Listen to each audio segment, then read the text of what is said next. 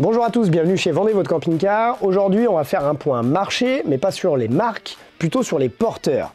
Pourquoi? Comme vous le savez, grosse pénurie de porteurs, problématique de livraison. On va vous expliquer très brièvement ce qui se passe sur le marché du camping-car. C'est parti. Alors ce qu'il faut savoir, c'est que le groupe PSA a fusionné avec le groupe FCA, qui est le groupe Fiat Chrysler Automobile. Ça a fusionné et ça s'appelle Stellantis. Ils ont voulu fusionner pour récupérer des parts de marché, et pour ce faire, qu'est-ce qu'ils ont fait? Ils prennent la décision en fait de réduire un petit peu la production liée aussi à la pénurie des composants électroniques en fait qui va du porteur aux airbags passagers. Donc ça, il faut le savoir, c'est les groupes problématiques de Fiat. Du coup, ils souhaitent, eux, freiner la production pour essayer d'équilibrer et revaloriser les blasons d'une marque comme Peugeot, par exemple, qui est très peu présente sur le marché du camping-car, et bien sûr Citroën, que vous connaissez tous, et pour essayer d'arriver à l'équilibre. C'est pas évident, mais ce qu'il faut savoir, c'est que la fusion s'est faite le 16 janvier 2021, donc c'est très récent, et c'est pour ça aussi qu'on a beaucoup de problématiques sur la production. Donc ce qu'il faut savoir, d'ores et déjà, c'est que Fiat est présent à 80% sur le marché du camping-car. Donc ce qui est énorme, ils ont le monopole de ce marché-là.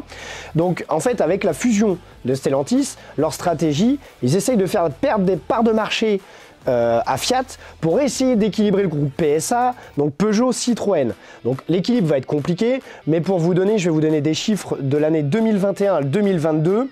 Fiat est présent à 44% de parts de marché. Ça veut dire qu'ils ont perdu quasiment 40% de parts de marché. Ce qu'il faut savoir, c'est que c'est réellement un choix de leur part. Et donc vous allez voir, vous, sur des véhicules neufs, plus de Citroën et beaucoup plus de Peugeot. Pour vous donner l'idée, Peugeot avait très peu de parts de marché puisqu'ils étaient quasiment inexistants.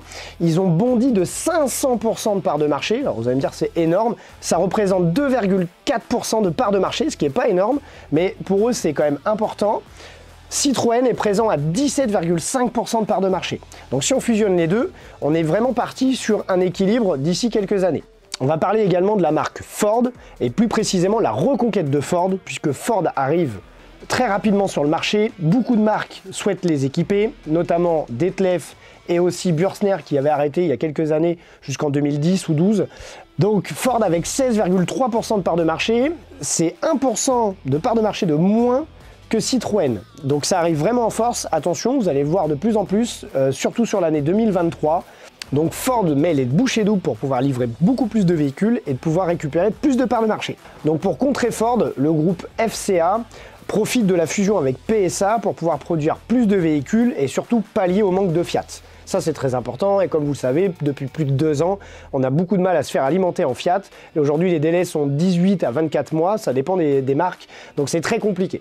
Voilà les amis, donc un reflet marché 2021-2022 sur les porteurs. On en fera sur 2023 pour continuer à suivre l'évolution de cette fusion-là. Donc on vous dit à bientôt les amis, n'hésitez pas à nous suivre sur les réseaux sociaux comme d'habitude, Facebook, Insta, YouTube. Ciao! Petit diesel, faut qu'il se mette en route le petit père. Et la pénurie, c'est un peu lié à ça. Non. Non, pourquoi? Pourquoi faire? C'est d'essayer d'équilibrer un petit peu les deux groupes. Ça c'est pas mal. Pouvoir récupérer plus de parts de marché. Bonjour monsieur. Bonjour. C'est de la... J'ai envie de mourir.